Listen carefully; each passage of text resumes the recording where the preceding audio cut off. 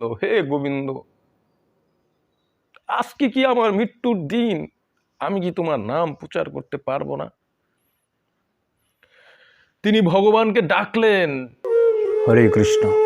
আজকে আপনাদের একটি সত্য ঘটনা বলবো, যে ঘটনা আপনারা শুনলে হৃদয় আঁতকে উঠবে, কম্পন শুরু হবে দেহের মধ্যে, লোমকূপ খাড়া হয়ে যাবে।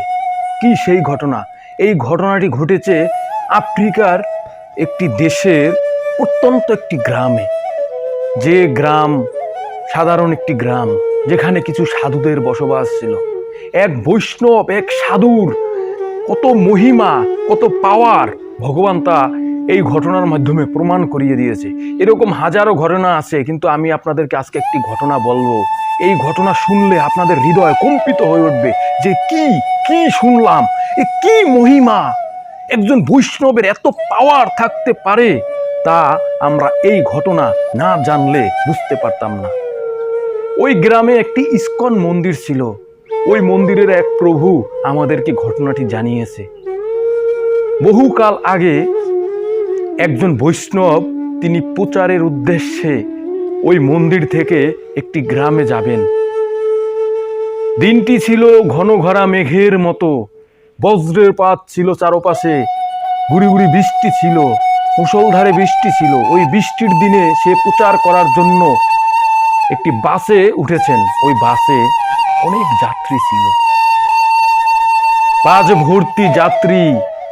তার মধ্যে ওই বৈষ্ণব একা, তার স্কন্ধে গ্রন্থের ঝুলি। তিনি কিছু গ্রন্থ নিয়েছেন, গীতা নিয়েছেন, ভাগবত নিয়েছেন।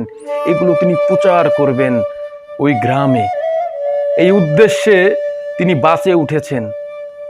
এক সময় বৃষ্টির মধ্যেই বাস ছেড়ে দিল, কিন্তু বাস চলছে চলছে, এরপরে হঠাৎ চারপাশে বজ্রপাত, বজ্রপাতের মতো মেঘের ঘন ঘটা, মেঘের আওয়াজ, গুমুর গুমুর আওয়াজ।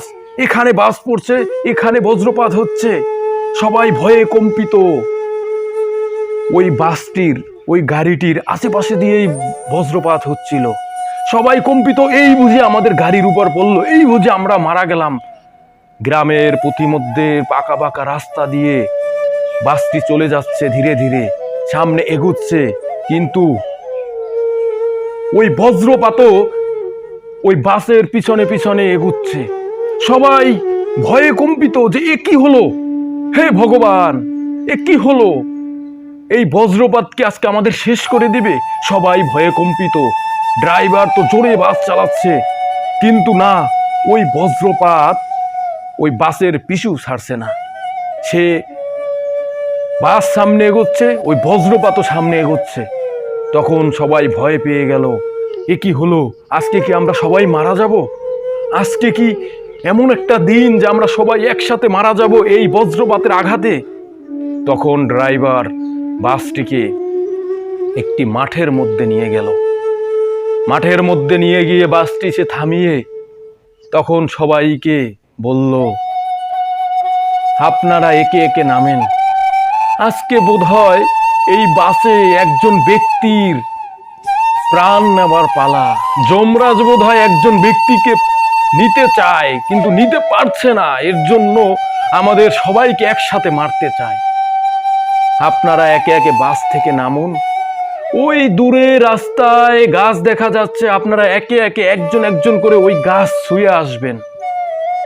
তখন যার আজকে মৃত্যুর দিন, সে বজ্রপাতে মারা যাবে, আর এর ফলে আমরা সবাই বেঁচে যাব।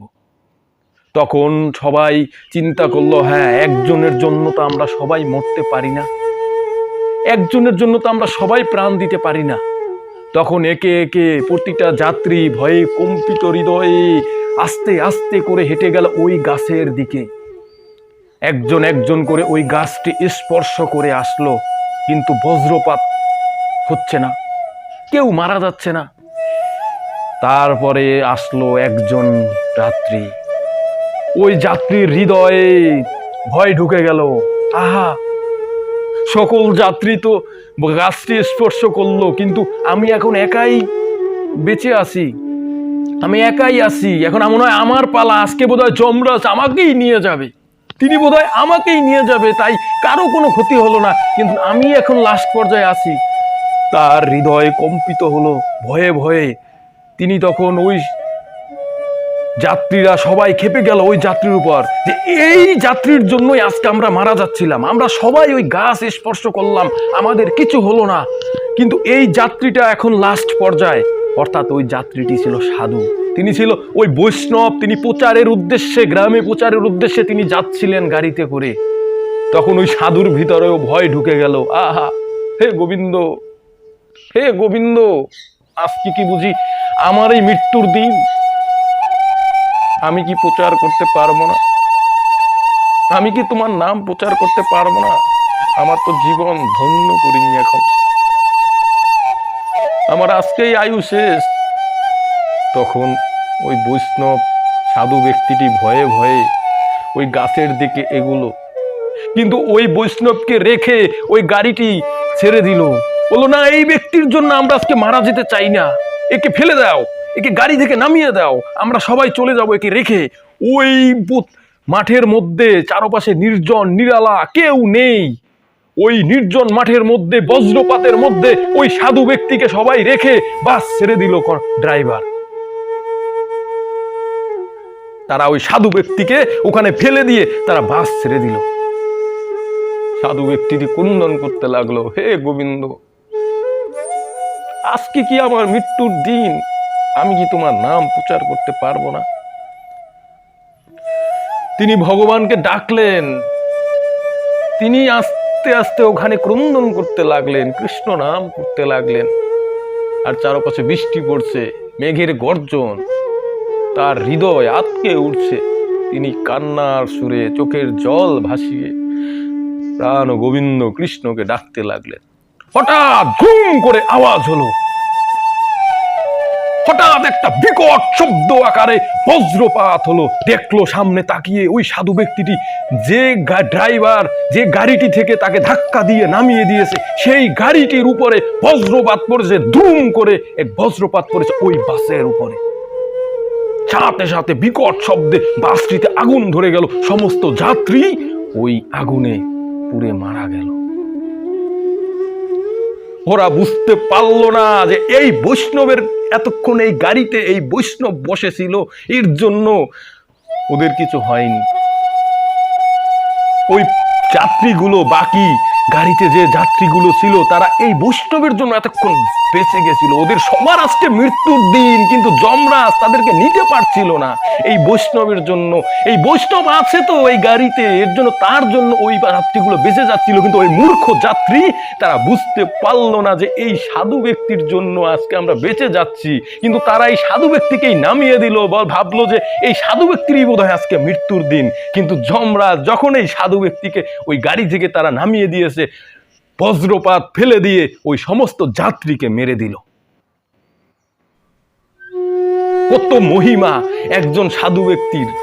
এর জন্য আমাদের শুদ্ধ ভক্ত যারা আছে, কৃষ্ণ ভক্ত যারা আছে, তাদেরকে যেন আমরা কখনো কষ্ট না দেই। তারা ভগবানের প্রিয় ভক্ত, তাদেরকে যদি আমরা কষ্ট দেই, তাহলে আমাদের আর উদ্ধার পাইবার কোনো রাস্তা নেই। আমাদের যত পুণ্য আছে সব ক্ষয় হয়ে যাবে, সকল অপরাধের ক্ষমা আছে, সকল পাপের ক্ষমা আছে, কিন্তু বৈষ্ণব অপরাধের ক্ষমা নেই। কোন বৈষ্ণবকে কষ্ট দিলে আমি কৃষ্ণ তাকে রক্ষা করি না, তাকে রক্ষা করার মতো এই ত্রিজগতে কেউ নেই। এই হলো বৈষ্ণবের লীলা। একটি একটি সত্য ঘটনা, এরকম হাজারো ঘটনা আছে, প্রতিনিয়ত ঘটছে। আসুন আমরা বৈষ্ণব সেবা করি, বৈষ্ণবদের সেবা করি, বৈষ্ণবদের সাথে থাকি। যদি আমরা কৃষ্ণ ভক্তদের সাথে থাকি, যদি বৈষ্ণবদের সাথে থাকি, যদি আমরা পাপীও হই, তাহলে আমাদের কোনো কিছু হবে না। আমরা যদি পাপীও হই, তারপর আমরা যদি ভক্ত সঙ্গ করি, তাহলে ভগবান আমাদেরকে উদ্ধার করবে। ওই ভক্তের কৃপাতে আমরা উদ্ধার পেয়ে যাব। হরে কৃষ্ণ।